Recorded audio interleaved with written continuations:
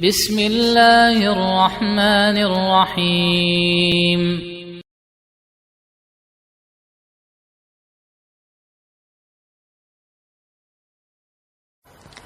Hukum asal gambar bernyawa.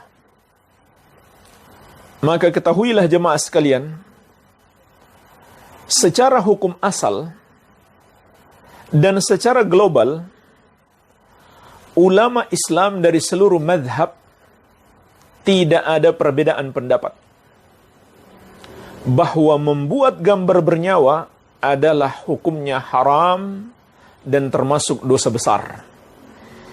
Ini secara hukum asal dan secara global. Namun dalam perinciannya nanti akan kita sebutkan insyaallah perbedaan-perbedaan pendapat ulama. Tapi secara global ulama sepakat gambar bernyawa pada dasarnya adalah haram dan termasuk dosa yang sangat besar. Dalilnya apa? Insyaallah ta'ala kita akan menyebutkan 10 dalil dari sunnah Nabi sallallahu alaihi wasallam. Dan ini bukan pembatasan, hadis-hadisnya masih sangat banyak yang menunjukkan kepada kita ini permasalahan penting untuk dipahami. Karena saking banyaknya hadis berbicara tentang ini. Sangat banyak hadis berbicara tentang masalah gambar bernyawa. Ini menunjukkan kepada kita penting untuk dipahami dengan baik. Di antaranya yang akan kita sebutkan pada kesempatan ini adalah 10 hadis, mayoritasnya diriwayatkan oleh Al-Bukhari dan Muslim. Tingkatan hadis yang paling sahih, yang disepakati kesahihannya oleh seluruh ulama Islam apabila diriwayatkan Al-Bukhari dan Muslim. Hadis yang pertama diriwayatkan Al-Bukhari dan Muslim dari sahabat yang mulia Abdullah bin Mas'ud radhiyallahu taala anhu. Rasulullah sallallahu alaihi wasallam bersabda, "Inna asyaddan nasi 'adzaban yaumal qiyamah al-musawwirun." Sesungguhnya di antara yang paling keras azabnya di hari kiamat adalah orang-orang yang membuat gambar bernyawa. Perhatikan jemaah sekalian hadis yang mulia ini. Ini tidak main-main ancamannya. Termasuk orang yang paling keras azabnya di hari kiamat. Hadis yang kedua juga diriwayatkan Al-Bukhari dan Muslim dari sahabat yang mulia Abdullah bin Umar radhiyallahu taala anhuma. Rasulullah sallallahu alaihi wasallam bersabda, "Innal ladzina yasna'una hadhihi suwar yu'adzabuna yaumal qiyamah yuqalu lahum ahyu ma khalaqtum." Sesungguhnya orang-orang yang membuat gambar-gambar bernyawa ini, mereka akan diazab di hari kiamat seraya dikatakan kepada mereka, hidupkan yang telah kalian ciptakan. Subhanallah. Mereka diazab, kemudian dipaksa untuk menghidupkan apa yang telah mereka ciptakan atau mereka buat. Tentu mereka tidak sanggup melakukannya. Tapi itu bagian dari azab yang akan ditimpakan kepada mereka. Hadis yang ketiga diriwayatkan Al-Bukhari dari sahabat yang mulia Ibnu Abbas radhiyallahu taala anhuma. Rasulullah sallallahu alaihi wasallam bersabda, "Wa man sawwara suratan udhiba wa kullifa an yanfukha fiha wa laysa binafikhin." Barang siapa membuat satu gambar bernyawa, maka dia akan diazab dan dia akan dipaksa untuk meniupkan ruh padanya, padahal dia tidak sanggup untuk melakukannya. Hadis yang keempat diriwayatkan Al-Bukhari dan Muslim dari Ummul Mukminin Aisyah radhiyallahu anha. Kisah tentang Rasulullah sallallahu alaihi wasallam di masa sakit beliau diceritakan oleh dua orang istrinya, yaitu Ummu Salamah dan Ummu Habibah radhiyallahu taala anhuma tentang sebuah gereja yang mereka lihat di negeri Habasyah. Negeri Habasyah dahulu, sebelum ada kota Madinah, para sahabat radhiyallahu ta'ala anhum berhijrah ke sana. Di antara yang pernah berhijrah ke sana, kemudian dinikahi oleh Nabi sallallahu alaihi wasallam, Ummu Salamah dan Ummu Habibah radhiyallahu ta'ala anhumah. Mereka pun menceritakan sebuah gereja milik orang-orang Nasrani yang mereka lihat di negeri Habasyah. Gereja itu mereka namakan Gereja Maria. Kemudian mereka berdua menceritakan fadzakarata min husniha wa tasawira fiha, tentang indahnya gereja tersebut dan gambar-gambar yang ada di dalamnya. Farafa'a Rasulullah sallallahu alaihi wasallam ra'sahu faqal. Maka Rasulullah sallallahu alaihi wasallam yang ketika itu sedang sakit mengangkat kepalanya. Padahal beliau sedang sakit karena ingin menyampaikan sesuatu yang sangat penting. Beliau angkat kepalanya, kemudian beliau bersabda, Ulaika idza mata fihimur rajulus salih banau ala qabrihi masjidah. Mereka itu, apabila wafat orang soleh di tengah-tengah mereka, mereka akan membangun tempat ibadah di kuburannya. Summa sawwaru fihi tilka suwar. Kemudian mereka buat gambar-gambar itu di dalam rumah ibadah tersebut. Ulaika syirarul khalqi indallahi ta'ala. Mereka itulah seburuk-buruk makhluk di sisi Allah subhanahu wa ta'ala. Perhatikan jemaah sekalian, Nabi SAW mengatakan mereka adalah seburuk-buruk makhluk. Di antara sebabnya mereka membangun tempat ibadah di kuburan dan membuat gambar bernyawa.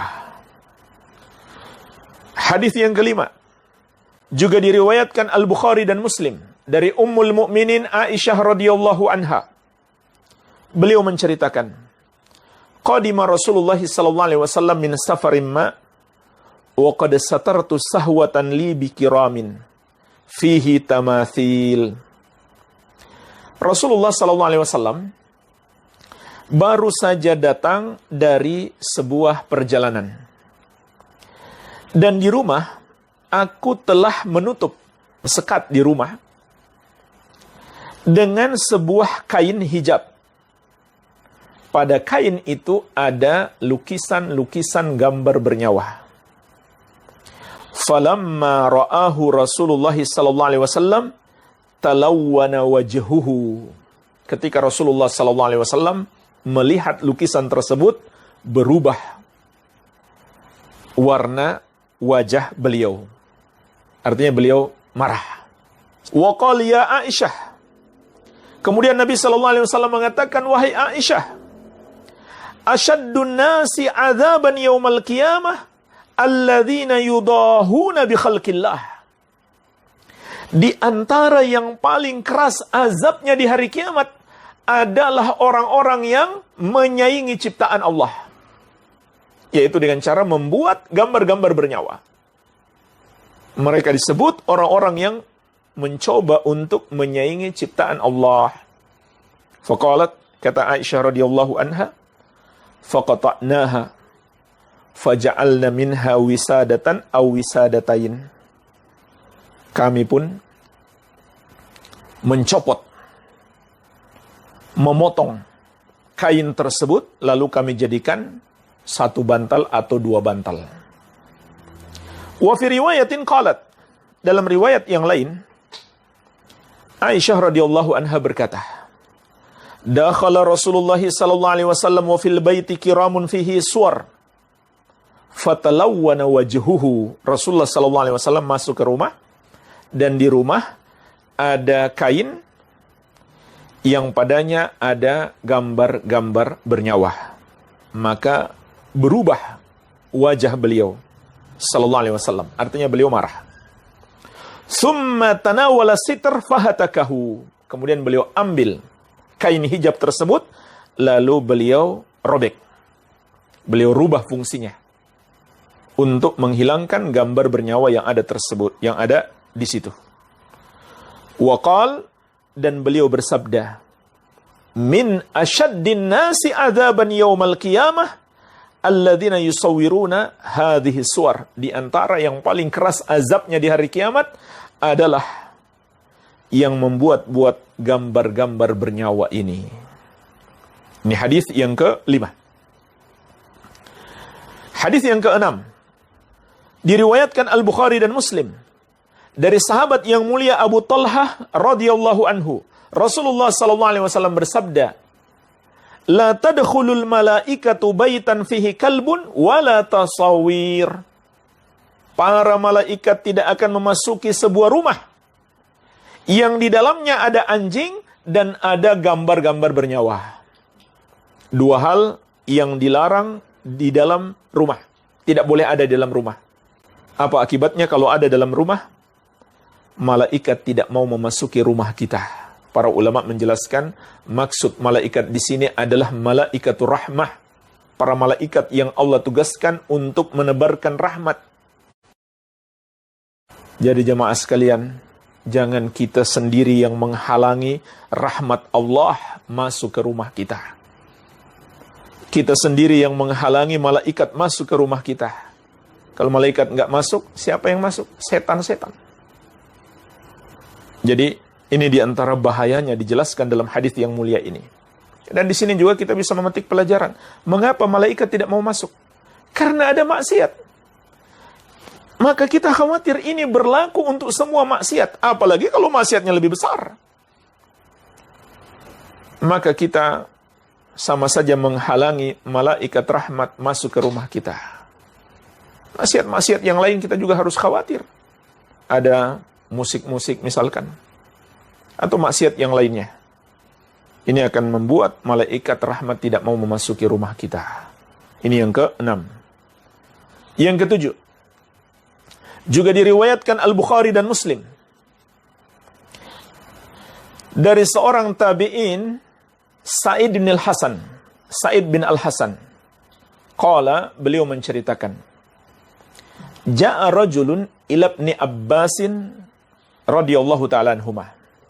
Pernah datang seseorang kepada sahabat yang mulia Abdullah bin Abbas radhiyallahu ta'ala anhumah. Faqal, lalu orang itu bertanya, inni rajulun usawwiru hadhihi suwar fa'aftini fiha. Sesungguhnya aku adalah orang yang membuat gambar-gambar bernyawa ini. Maka berilah fatwa kepadaku. Jadi beliau ini orangnya berprofesi sebagai tukang gambar. Jadi itu pekerjaannya, profesinya. Dari situ dia bisa makan. Sebagaimana disebutkan juga di dalam riwayat yang lain, beliau mengatakan, inni rajulun innama ma'isyati min sun'ati yadi. Wa inni asna'u hadhihi tasawir. Aku ini adalah orang yang ma'isyahku, penghasilanku, pekerjaanku, dari kerajinan tanganku, kepandaian tanganku, atau buatan tanganku sendiri. Dan sungguh, aku terbiasa bekerja membuat gambar-gambar bernyawa ini. Maka jemaah sekalian, apa kata Ibnu Abbas radhiyallahu ta'ala anhuma kepadanya? Udunu minni, mendekatlah kepadaku. Fadana, dia pun mendekat. Summa qal, kemudian beliau berkata lagi, udunu minni, mendekat lagi. Fadana, orang itu pun mendekat. Hatta wada'a yadahu ala ra'sih. Sampai Ibnu Abbas radhiyallahu ta'ala anhuma bisa meletakkan tangannya di atas kepalanya. Perhatikan jemaah sekalian. Kenapa Ibnu Abbas radhiyallahu anhuma melakukan itu? Karena ingin menyampaikan sesuatu yang penting. Seorang muslim tidak boleh menganggap ini remeh, ini permasalahan besar. Yang para sahabat menganggap ini adalah hal yang sangat penting sekali. Karena adanya hadis-hadis yang sangat dahsyat, yang sangat keras, melarang perbuatan ini. Wa qala, lalu beliau berkata, unabbi'uka bima sami'tu an Rasulillahi sallallahu alaihi wasallam. Aku akan mengabarkan kepadamu apa yang telah aku dengarkan dari Rasulullah sallallahu alaihi wasallam. Sami'tu Rasulullah sallallahu alaihi wasallam yaqul, aku telah mendengarkan Rasulullah sallallahu alaihi wasallam bersabda, kullu musawwirin finnar yuj'alu bi kulli suratin sawwaraha nafsan fatu'adzibuhu biha fi jahannam. Setiap tukang gambar tempatnya di neraka. Akan dibuatkan untuk setiap satu gambar yang dia buat satu nyawa yang akan mengazabnya di neraka jahanam. Jadi jemaah sekalian, makin banyak yang dibuat seseorang, berarti makin banyak juga yang dibuatkan untuknya di hari kiamat untuk mengazab dia. Maka gambar-gambar bernyawa yang dia buat, Allah jadikan memiliki jiwa lalu mengazab dia. Na'udzubillah. Kemudian jemaah sekalian, setelah menyampaikan hadis Nabi SAW, perhatikan apa nasihat Ibnu Abbas radhiyallahu ta'ala anhuma. Fa in kunta la budda fa'ilan. Kalau kamu terpaksa harus menggambar karena itu pekerjaan kamu, fasna'is syajar wa ma la nafsa lahu, maka buatlah pepohonan dan apa saja gambar yang tidak bernyawa. Perhatikan jemaah sekalian, ini petunjuk para ulama dari kalangan sahabat radhiyallahu ta'ala anhum ajma'in. Ketika mereka melarang manusia, mereka berusaha memberikan solusi. Solusinya ada. Buat pepohonan, boleh juga buat matahari, bulan dan bintang digambar. Jangan buat yang gambar memiliki nyawa. Jangan membuat gambar yang bernyawa. Baik, ini hadis yang ke-7. Hadis yang ke-8. Juga diriwayatkan Al-Bukhari dan Muslim dari sahabat yang mulia Abu Hurairah radhiyallahu anhu. Rasulullah sallallahu alaihi wasallam bersabda, Allah azza wa jalla berfirman. Hadis qudsi. Wa man azlamu mimman dhahaba yakhluqu ka khalqi falyakhluqu dzarrah aw liyakhluqu habbah aw liyakhluqu sya'irah. Dan siapakah yang lebih zalim daripada orang yang mencoba untuk menciptakan seperti ciptaanku? Maka hendaklah mereka menciptakan seekor semut, atau menciptakan sebuah biji, atau menciptakan sebuah butir gandum. Kalau memang mereka mampu, silakan. Allah tantang. Tentu mereka tidak bisa. Jadi jemaah sekalian, perhatikanlah hadis yang mulia ini. Kata Allah dalam hadis qudsi ini, siapakah yang lebih zalim daripada mereka? Maka mereka termasuk makhluk yang paling zalim, yang membuat gambar-gambar bernyawa, melakukan sesuatu yang tidak pantas mereka lakukan. Hadis yang ke-9 diriwayatkan oleh Imam Muslim dari sahabat yang mulia Abu Hurairah radhiyallahu anhu. Rasulullah sallallahu alaihi wasallam menceritakan, Atani Jibril faqala inni kuntu ataitukal barihah. Malaikat Jibril mendatangi aku, lalu berkata, sesungguhnya wahai Muhammad sallallahu alaihi wasallam, aku mendatangi engkau tadi malam.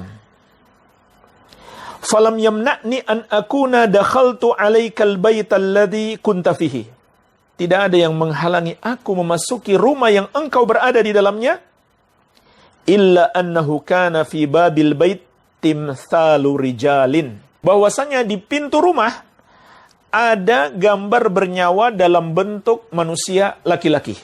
Wa kana kiramu sitrin fihi tamathil. Yang kedua, di kain hijab rumah juga ada lukisan gambar bernyawa.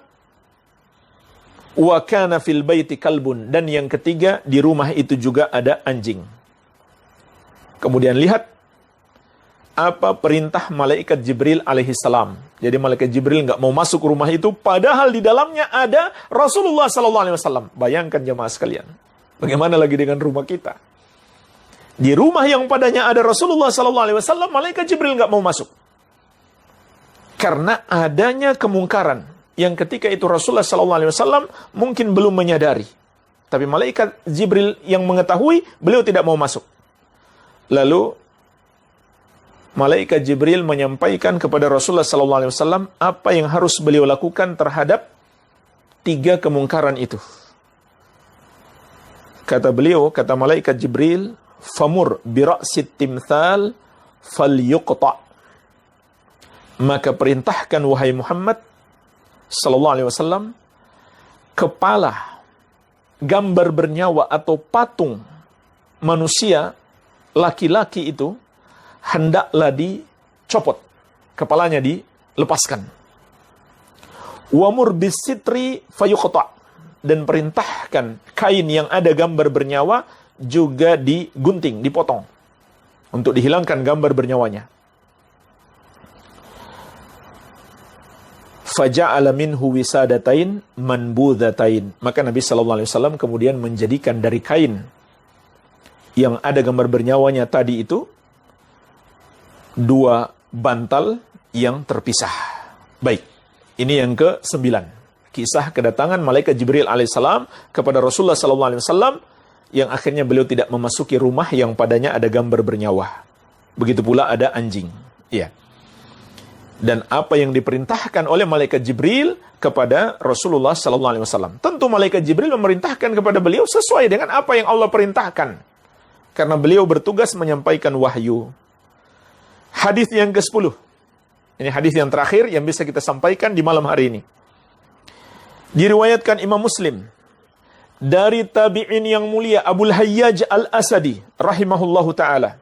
Beliau berkata, qala li Aliun radhiyallahu anhu. Berkata kepadaku Ali bin Abi Thalib, semoga Allah meridhoi beliau. Jadi Abul Hayyaj Al-Asadi ini adalah salah seorang pekerja Ali bin Abi Thalib ketika beliau menjadi khalifah, menjadi pemimpin, menjadi presiden di zaman itu. Maka kata Abul Hayyaj Al-Asadi, Ali bin Abi Thalib radhiyallahu anhu berkata kepadaku, ala ab'athuka ala ma ba'athani alaihi Rasul sallallahu alaihi wasallam. Ketahuilah, engkau akan aku utus untuk sebuah misi sebagaimana dulu Rasulullah sallallahu alaihi wasallam pernah mengutusku. Apa misinya? Alla tada'a timthalan illa tamastahu wala qabran musyrifan illa sawaitahu. Jangan kamu biarkan ada gambar bernyawa kecuali kamu hancurkan. Dan jangan kamu biarkan kuburan yang ditinggikan kecuali kamu ratakan. Yaitu kembalikan seperti bentuk aslinya. Perhatikan jemaah sekalian. Ini perintah pemimpin negara. Yaitu Rasulullah SAW dan Ali bin Abi Thalib radhiyallahu anhu. Maka kita bisa memetik pelajaran dari sini. Ini termasuk kewajiban pemimpin negara.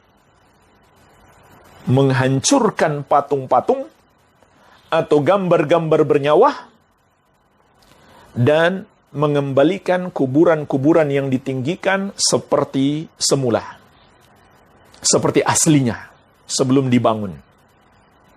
Dan di sini juga kita bisa memetik pelajaran yang berhak melakukan itu. Kalau gambar bernyawa atau patung atau lukisan itu bukan milik kita, dan kuburan itu bukan milik keluarga kita, yang berhak melakukan itu adalah pemerintah. Jadi kita sebagai masyarakat, jangan kita lihat patung milik tetangga kita lalu kita yang mau menghancurkan, tidak boleh. Tapi kita nasihati mereka, biar mereka hancurkan sendiri. Dan percuma juga kalau kita hancurkan, dia nggak paham, nanti dia beli lagi. Nggak ada gunanya. Begitu pula yang menghancurkan kuburan-kuburan yang ditinggikan adalah pemerintah. Kecuali kalau kuburan orang tua kita sendiri misalkan, dan tidak memunculkan fitnah yang lebih besar atau mudarat yang lebih besar di tengah keluarga, kita rubah kuburan orang tua kita yang sudah terlanjur dibangun, kembalikan ke bentuk aslinya. Tapi kalau bisa memunculkan mudarat yang lebih besar di tengah-tengah keluarga atau di masyarakat, maka ditunda. Ini kalau milik kita sendiri atau orang tua kita sendiri. Tapi kalau milik orang lain tidak boleh kecuali pemerintah. Iya. Ini pelajaran yang bisa kita petik dari sini. Jadi subhanallah, Rasulullah SAW sebagai pemimpin, kemudian diteladani oleh Ali bin Abi Thalib radhiyallahu anhu sebagai pemimpin, memerintahkan kepada pekerjanya untuk menghancurkan semua gambar-gambar bernyawa yang ada di seluruh penjuru negeri dan menghancurkan kuburan-kuburan yang ditinggikan. Maksudnya dikembalikan seperti aslinya. Yang kita khawatir jamaah sekalian, kalau Rasulullah SAW atau Ali bin Abi Thalib radhiyallahu anhu andai hadir di zaman ini kemudian memerintahkan seperti itu, jangan-jangan dituduh Wahabi. Subhanallah. Ya. Karena itu diantara yang mereka marah kepada pemerintah Arab Saudi. Kata mereka, menghancurkan kuburan para sahabat, menghancurkan kuburan para wali. Padahal itu memang perintah Rasulullah SAW. Dan diteladani oleh Ali bin Abi Thalib radhiyallahu anhu. Tapi apa yang dilakukan oleh orang-orang Syiah dan Sufiyah hari ini? Sufiyah mengikuti Syiah. Orang-orang Syiah yang mengaku-ngaku cinta kepada Ali, pengikut Ali, mereka yang justru membuat kuburan-kuburan menjadi megah. Kuburan ditinggikan dan diagungkan. Seperti kuburan Al-Husain di Karbala di Irak. Mereka buat jadi megah. Bahkan bukan hanya itu, mereka berbuat syirik padanya. Mereka tawaf di kuburannya. Mereka berdoa kepada beliau. Padahal mereka mengaku-ngaku sebagai pengikut Ali. Dan Ali sendiri memerintahkan untuk meratakan kuburan-kuburan tersebut, kembalikan seperti bentuk aslinya. Jadi mereka adalah hanya mengaku-ngaku saja pengikut Ali, pencinta Ahlul Bait, tapi amalan mereka menyelisihi apa yang dicontohkan oleh Ali bin Abi Thalib sendiri dan Ahlul Bait dan Rasulullah SAW. Baik, jemaah sekalian, inilah pembahasan bagian yang pertama.